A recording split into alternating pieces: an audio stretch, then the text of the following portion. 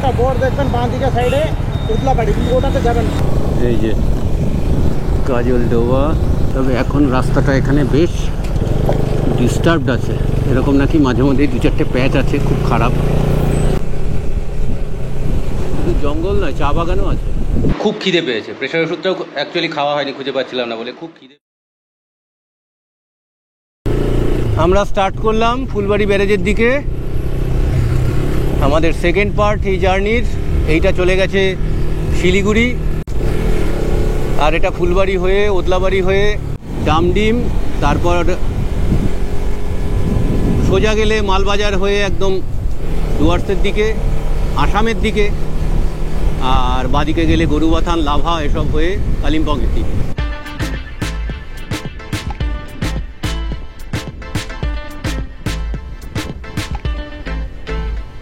এই রাস্তাটা নিয়ে একটা মজার গল্প শেয়ার করি। সেটা হলো 2020 সালে আমরা যখন এই মোড়টা এসে পৌঁছেছি তখন সন্ধ্যা প্রায় 6:30 বাজে। এবার ওই বাইফার্কেশন যেখান থেকে হয়েছে সেখান থেকে শিলিগুড়ির রাস্তাটা খুবই সরু, মানে ওটাকে সার্ভিস লেন বলে মনে হয়। আর এই রাস্তা দিয়ে অ্যাকচুয়ালি শিলিগুড়ি যাওয়াই যায়। এইটা বেশ সুন্দর সাজানো গোছানো চকচকে রাস্তা, তো আমরা এটাই উঠে পড়েছি। তারপর হঠাৎ 1-1.5 কিলোমিটার আসার পর কি মনে হলো যে না, এখানে তো গাড়ি ঘোড়া কম চলছে, শিলিগুড়ির রাস্তায় এত গাড়ি ঘোড়া কম হবে কেন? তখন একজনকে জিজ্ঞেস করে জানলাম যে শিলিগুড়ি যাওয়ার আসল রাস্তা ওইটা। তখন আবার ওই রং সাইডে হ্যাজার্ড লাইট জ্বালিয়ে আমরা ওইটুকু যাই, গিয়ে তারপর আবার শিলিগুড়ির রাস্তা ধরি। তাহলে চলুন আমাদের second part of the ride শুরু করি।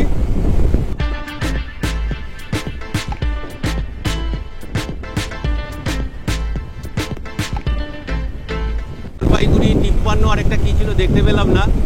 দুপাশেই কিন্তু চা বাগান, চা বাগানের মধ্যে দিয়ে আমরা যাচ্ছি। আর এটা হচ্ছে NH27 এই রাস্তাটা।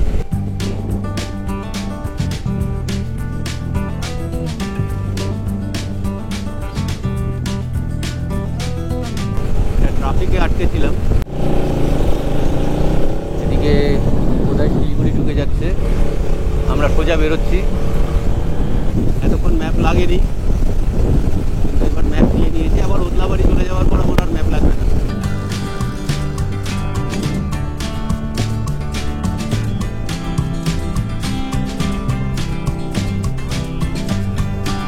রাস্তায় আসছিলাম, তবে এখন রাস্তাটা এখানে বেশ ডিস্টার্বড আছে, এরকম নাকি মাঝে মধ্যেই 2-4টে প্যাচ আছে, খুব খারাপ।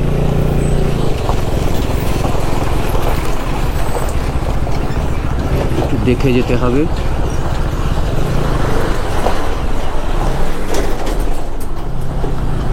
বেশ খারাপ,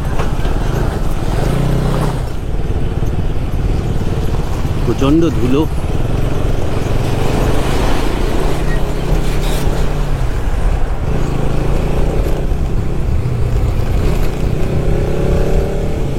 এই হচ্ছে ফুলবাড়ি।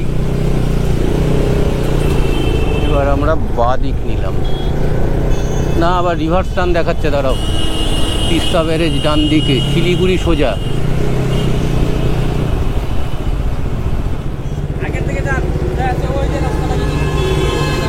আচ্ছা আচ্ছা, এই যে এইটা। আচ্ছা আচ্ছা আচ্ছা, থ্যাংক ইউ। আচ্ছা বাপি, এই যে বাসটা ঢুকলো ওই রাস্তায় যেতে হবে। আমরা এসছি ডান দিকের এই রাস্তাটা দিয়ে, এসে এখানে কাটা ছিল না, এবার আমাদের বাঁ দিকে যেতে হবে, ঘুরে এসে বাঁ দিকে যেতে হবে। এবার কনফার্ম হয়ে যেতে হবে। মানে একটা বোর্ড দেখবেন বাঁ দিকে সাইডে উদলাবাড়ি, কিন্তু ওটাতে যাবেন না। আচ্ছা, ওখানে সাইন দেখবেন, ওখানে যাবেন না। ওটা পার করবেন, একটা গুমটির দুইটা চা গুমটি দেখবেন, ওখানে জিজ্ঞাসা করবেন, ওখানে পাশ দিয়ে যার গলি আছে ওখান থেকে যাবেন। ওই রাস্তাটা চিকন রাস্তা আছে। আচ্ছা, যেখানে উদলাবাড়ি সাইনবোর্ড দেখবেন ওটা ভুল করে ঢুকবেন। আচ্ছা, এই সাইনবোর্ডের কতটা পরে? ওই 2 মিনিট 1-1.5 মিনিট আগে। আচ্ছা আচ্ছা, দুইটা প্যারালাল রাস্তা থাকে না। হ্যাঁ হ্যাঁ হ্যাঁ, আগের যে রাস্তাটা ওটা রাস্তা না, এটা ভাঙা টাঙ্গা, মানে মাথা খারাপ হয়ে যাবে। আচ্ছা, অন্যটা জাস্ট পার করে যে রাস্তা ঢুকবেন, গুমটি আছে, গুমটি ঠিক আগে বাঁ দিকে গলি আছে, ওখানে যাবেন, মাখন রোড আছে। Thank you. একদম সোজা উদলাবাড়ি। এখান থেকে সোজা চলে যাবেন, কোনো প্রবলেম নেই। আচ্ছা, এটা কি গাজলডোবা পার করার পর? গাজলডোবা পার করার পর। Thank you. এই রাস্তাটা সোজা চলে গেছে গাজলডোবা। এই Ambari 11 kilometre, Gajoldoba 25 kilometre, Odlabari 47 kilometre, Malbazar 59 kilometre. Gajoldoba বহুবার এসছি, কিন্তু আমি অনেক দিন পর আসছি। আমার কেন যেন মনে হচ্ছে গাছপালা প্রচুর কমে গেছে। এই ক্যানালের পাশে প্রচুর গাছ ছিল বলে আমার মনে হচ্ছে। জানি না, আমি প্রায় 6-7 বছর পরে আসছি এই রাস্তায়। এত ভালোও ছিল না রাস্তাটা, এত চড়াও হয়তো ছিল না, গাছ ছিল অনেক। এখান থেকে বাঁ দিকে যেতে হবে। হ্যাঁ, এই মোড় থেকেই বাঁ দিকেই যেতাম। এবার বোধহয় বাঁ দিকে দাঁড়াও, জিজ্ঞেস করে নিই। ভাই, গাজলডোবা এই রাস্তায়? রাস্তা কি এরকমই খারাপ? রাস্তা এরকমই খারাপ?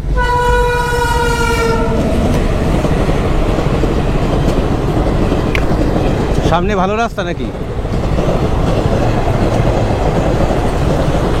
কতক্ষণ লাগবে? আধা ঘন্টা?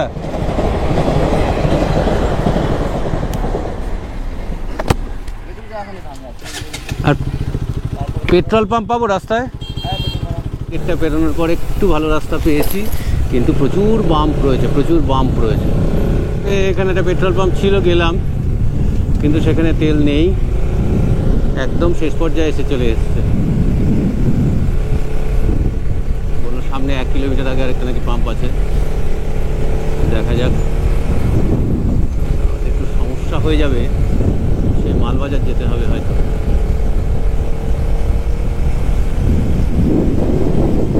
এই যে এই গাছপালাগুলো, এই জঙ্গলগুলোর কথাই আমি বলছিলাম।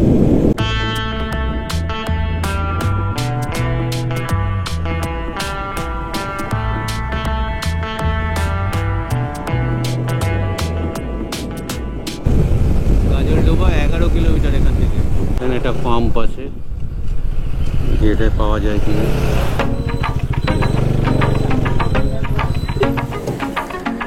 একটু দিয়ে দাও।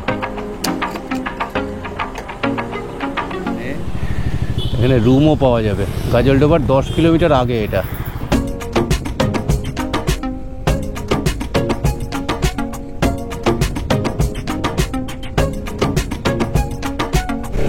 ফটো সেশন হলো একটু, তারপর এখন আমরা আবার চলেছি গাজলডোবা। আর এখান থেকে 8-9 কিলোমিটার দূরে ডোবা। তবে এবার আর নৌবিহারও নয়, বাকি ছবিও তোলা হবে না।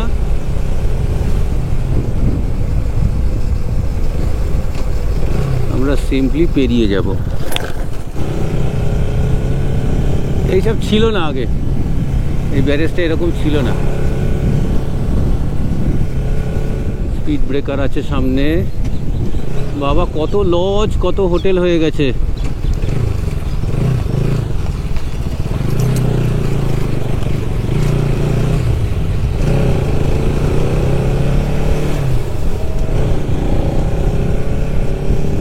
এই ব্যারেজের এই ক্যানেলের দিকে এক ধরনের পাখি, ওইদিকে আরেক ধরনের পাখি।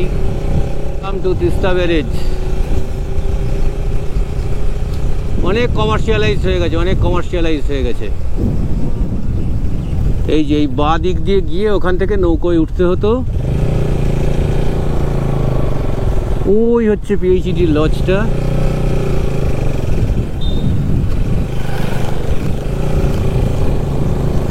এই যে গাজলডোবা, দূরের পাহাড়গুলো কি সুন্দর লাগছে। এখান থেকে কাঞ্চনজঙ্ঘা আমি দেখেছিলাম, দারুণ লেগেছিল।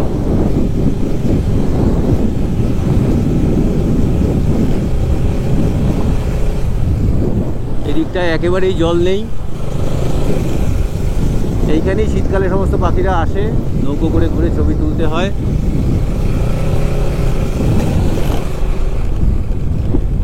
Thanks for visiting Teesta barrage. ওদলাবাড়ির এই যে রাস্তাটা চলে গেল, এখানে বোর্ড লাগানো আছে ওদলাবাড়ির। এই রাস্তাটাতে যেতে সবাই বারণ করছে, কারণ এখানে রাস্তাটা খারাপ। সামনে এগিয়ে গিয়ে আরও 3 কিলোমিটার এগিয়ে গিয়ে এরই প্যারালাল একটা রাস্তা আছে জঙ্গলের মধ্যে দিয়ে, সেটা একটু ঘোরা বেশি হয়, কিন্তু সেই রাস্তাটা নাকি কম কম্পারেটিভলি বেটার। গুগল ম্যাপেও সম্ভবত তাই দেখাচ্ছে, 4.5 কিলোমিটার গিয়ে তবে বাঁদিকে টার্ন নিতে বলছে। দেখা যাক। আচ্ছা, এই মোড় থেকে সোজা গেলে লাটাগুড়ি, বাঁদিকে গেলে ওদলাবাড়ি, ডান দিকে গেলে ক্রান্তি। আমরা বাঁদিকে যাব। ভাই ওদলাবাড়ি এদিকে তো? Odlabari, thank you.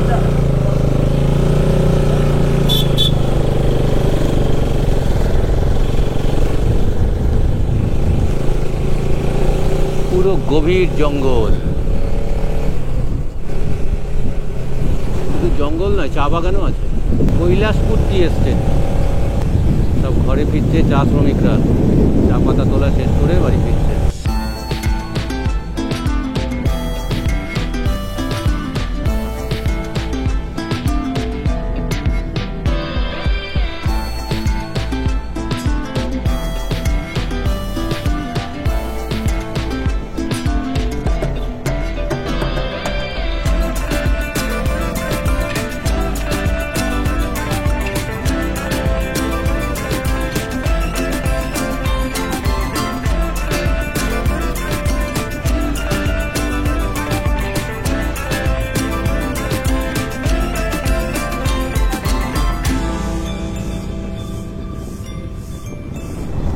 ফরেস্ট অফিসগুলো কিন্তু দেখতে দারুণ লাগে।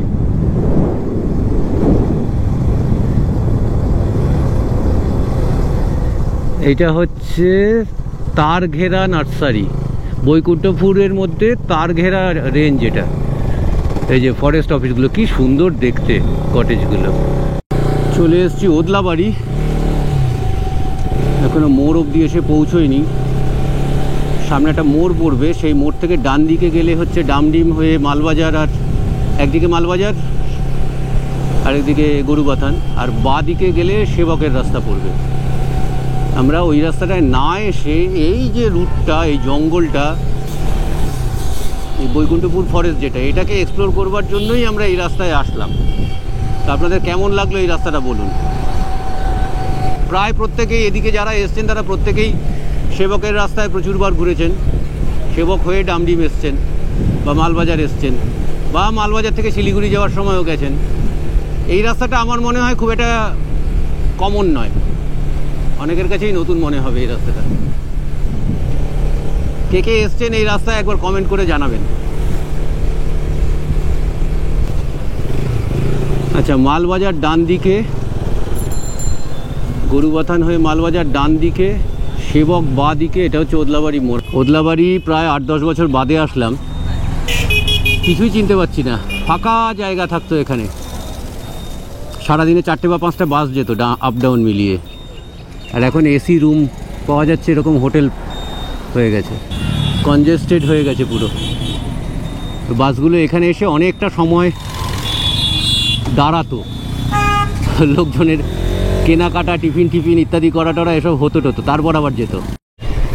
প্রচুর দোকানপাট হয়ে গেছে, প্রচুর দোকানপাট হয়ে গেছে। ওদলাবাড়িতে এখন ট্রাফিক কন্ট্রোলের জন্য সিভিক পর্যন্ত দিতে হচ্ছে। কতখানি চেঞ্জ হয়েছে, কত হোটেল এখন। গ্রামীণ হাসপাতাল, এখানে হেঁটে হেঁটে সাইকেল নিয়ে ঘুরে বেড়াতাম। এটা হচ্ছে চেল নদী সামনের, এইটা। এই চেল নদীর পাড়েই মানাবাড়ি, টুরিবাড়ি এসব এখন স্পট হয়েছে। আর এই চেলে স্নান করতাম রোজ এসেই, এখানে বেড়াতে আসলেই, মামাবাড়ি আসলেই এখানে চেলে স্নান করতে আসতাম, ইউরোপিয়ান ক্লাবের কাছে। মালবাজার 12, লাটাগুড়ি 40, ময়নাগুড়ি 58, ফালাকাটা 51, কুচবিহার 130, আলিপুরদুয়ার 100 কত যেন দেখলাম। সাংঘাতিক রাস্তাঘাট হয়ে গেছে। গুয়াহাটি 495, ডামডিম 5। এই ডামডিম থেকেই আমাদের গরুবাথান আর মালবাজারের রাস্তা আলাদা হয়েছে। গরুবাথানের রাস্তা হয়ে লাভা হয়ে কালিম্পং চলে যাওয়া যায়, আর মালবাজারের রাস্তায় কুচবিহার, ডুয়ার্সের সমস্ত জায়গাগুলো প্লাস কুচবিহার এবং আসাম চলে যাওয়া যায় ওই রাস্তায়।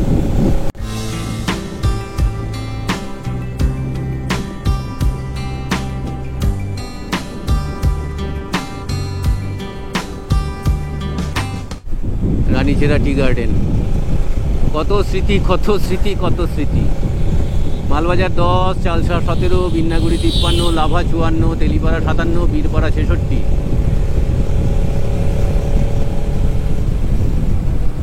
এই নদীটার নাম হচ্ছে কালীখোলা। এখন এক ফোঁটা জল নেই, বর্ষার সময় ভয়ঙ্কর হয়ে যায় সব এগুলো।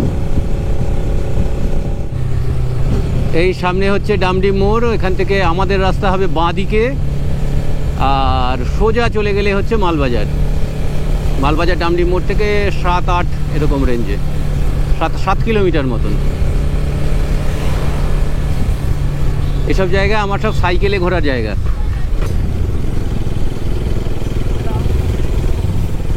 গরুবাথান, ডালিম, পাপড়খেতি, লাভা, এগুলো সব এখন টুরিস্ট স্পট হয়েছে।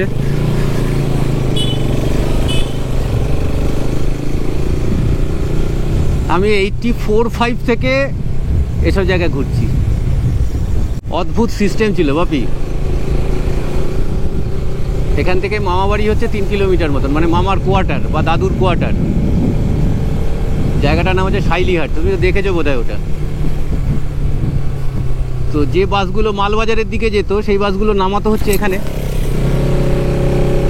এবার এখান থেকে ওই প্যাডেল ভ্যান টাইপের ছিল এই 3 কিলোমিটার যাওয়ার জন্য। তারা যখন নিয়ে যেত শাইলিহাট তখন ভাড়া বেশি নিত, আবার শাইলিহাট থেকে যখন ডামডিমে আসা হতো তখন ভাড়া কম হতো। কেন না, যাওয়ার সময় হচ্ছে আপ রাস্তাটা একটু, ফলে পরিশ্রম বেশি হবে, ওই জন্য তখন ভাড়াটা বেশি। এদিকে ডান দিকে কোথাও একটা প্যাগোডা হচ্ছিল, প্রচুর পয়সা প্রচুর টাকা পয়সা খরচ করে। সেই প্যাগোডাটা কমপ্লিট হয়ে গেছে এবং এখন নাকি লোকের কাছে এটা একটা দর্শনীয় জায়গা, ওই প্যাগোডাটা। এই হচ্ছে শাইলিহাট।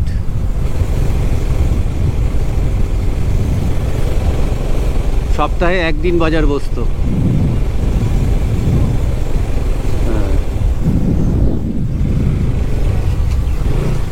এইখান থেকে বাসে উঠতাম শিলিগুড়ি ফেরার জন্য। এই যে এই বাঁদিকের এই রাস্তাটা ছিল মামাবাড়িতে যাওয়ার রাস্তা, আর এইটা দিয়ে গেলেই চেল ক্লাব ছিল। বাঁদিকে কোথাও একটা শাইলি পোস্ট অফিস, একটা বট গাছের তলায় ছিল শাইলি পোস্ট অফিসটা।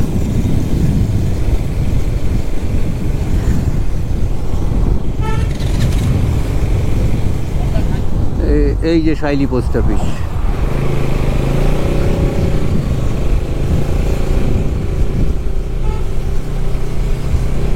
আমার ছোটবেলা থেকে চাকরি পাওয়ার 1-2 বছর পর অবধিও, মানে বছরে 3-4 বার এসব জায়গায় আসা হতো। ইউনিভার্সিটি থেকে সমস্ত বন্ধু বান্ধব, জুনিয়র সিনিয়র সব শুদ্ধ আসতাম, হই হই করতাম, থাকতাম। তখন এখানকার পরিবেশও অন্যরকম ছিল অনেক। জল দেওয়া হচ্ছে স্যাপলিংসে, টি স্যাপলিংসে। এই রাস্তা এখন কালিম্পং যাওয়ার বা লাভা যাওয়ার একটা অল্টারনেটিভ রাস্তা হয়ে গেছে। যখনই তিস্তা বাজার হয়ে মেন রাস্তাটা বন্ধ থাকে কোনো কারণে, তখন সব এইভাবে এখান দিয়েই ঘুরপথে যায়। এখন বিআরও মেনটেন করে এই রাস্তাটা। এই রাস্তাটা NH এখন 717A, ন্যাশনাল হাইওয়ে 717A। সরু একফালি রাস্তা ছিল।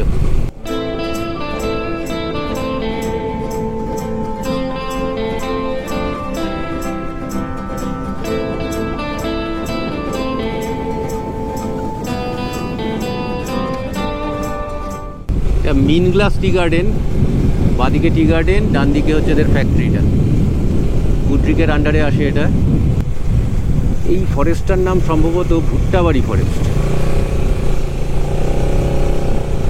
এখানে প্রচুর হাতির উপদ্রব ছিল একসময়। এখন আমরা চলেছি গরুবাথানের পথে। জঙ্গল অনেক পাতলা হয়ে গেছে, তবু আছে, এটাই যা। এইটা হচ্ছে ফাগু টি এস্টেট। এখন এই ফাগুও একটা বিশাল টুরিস্ট স্পট। ফাগুতে একটা বাংলো আছে, সেখানে টি ট্যুরিজম হয়, প্রচুর সিনেমার শুটিং হয়। খুব ক্রেজ এখন ফাগু নিয়ে। এসছে পাহাড় কাছে বাপি?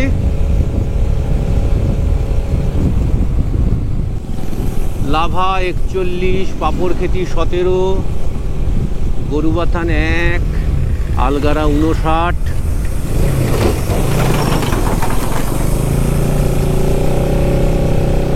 এই যে থুলুং হোমস্টে হচ্ছে তোমার, এটা খুব নাম করা হোমস্টে। এদের এই রিকিসুমেও আছে, ইসেও আছে। আজকে কোথায় হাট ছিল এখানে? এইখানে রাস্তাটা একটু খারাপ আছে।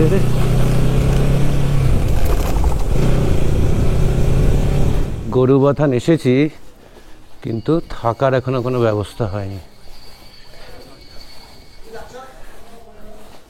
नमस्ते जी। रूम है कितना करके? कितना? एक रूम का है 1200। कम का कुछ नहीं है?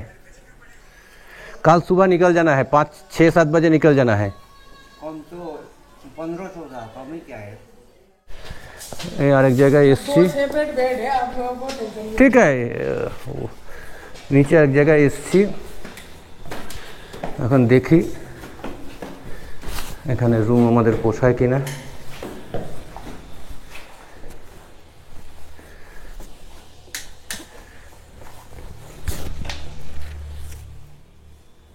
पानी चलता है पूरा? ये लगता है रात को? ये হচ্ছে এখানকার ইন্টেরিয়ার। এটা ফ্যামিলি রেস্টুরেন্টও বটে, শুধু খাওয়ার জন্য লোকে এখানে আসে। তবে এটা নো স্মোকিং জোন।